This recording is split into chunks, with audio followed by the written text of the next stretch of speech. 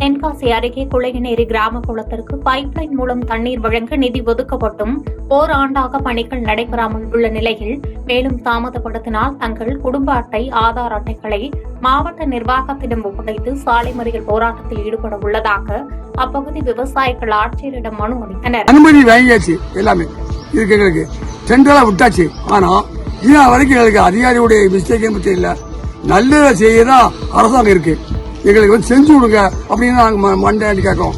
எங்க மக்கள் இதெல்லாம் நாங்க ரொம்ப பசு மறியல் எல்லாம் பண்ண வேண்டியிருக்கோம். தருமபுரி மாவட்டம் நல்லம்பள்ளி ஒன்றியத்திற்குட்பட்ட இண்டூர் அருகே இறந்தவரை சுடுகாட்டிற்கு எடுத்து செல்ல அப்பகுதி மக்கள் தடுத்ததால் இறந்தவரின் உடலை உறவினர்கள் சாலையோரம் வைத்து காவல்துறையினரிடம் வாக்குவாதத்தில் ஈடுபட்டது பரபரப்பை ஏற்படுத்தியது.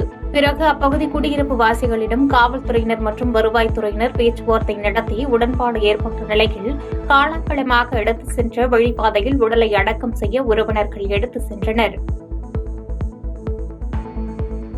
விருதுநகர் மாவட்டம் அருப்புக்கோட்டை அருகே பாளையம்பட்டியில் அமரர் ஊர்தி ஓட்டுநர் கழுத்தில் காயங்களுடன் இறந்து கிடந்த வழக்கில் அவரை கொலை செய்த சிஆர்பிஎஃப் வீரர் கைது செய்யப்பட்டுள்ளார்.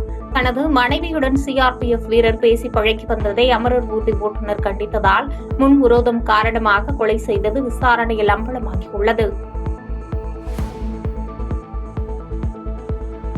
கடலூர் மாவட்டம் சிதம்பரம் அருகே பெண் ஒருவரை காவல் உதவி ஆய்வாளர் தாக்கியதாக கூறி பொதுமக்கள் போலீசாருடன் வாக்குவாதத்தில் ஈடுபட்ட சம்பவம் பரபரப்பை ஏற்படுத்தியது. மாசி மகத்தையொட்டி கீழச்சாவடி கிராம மக்கள் சுவாமி ஊர்வலம் சென்றபோது காவல் உதவி ஆய்வாளர் மகேஷ் மீது மர்ம நபர்கள் கல் வீசியதாக கூறப்படுகிறது.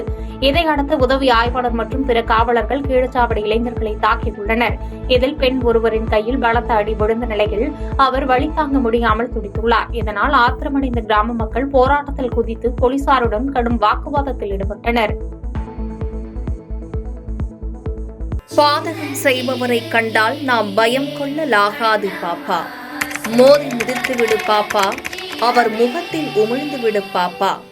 அண்மை செய்திகளை உடனுக்குடன் தெரிந்து கொள்ள இணைந்திருங்கள் எம் நாடு தொலைக்காட்சியுடன்.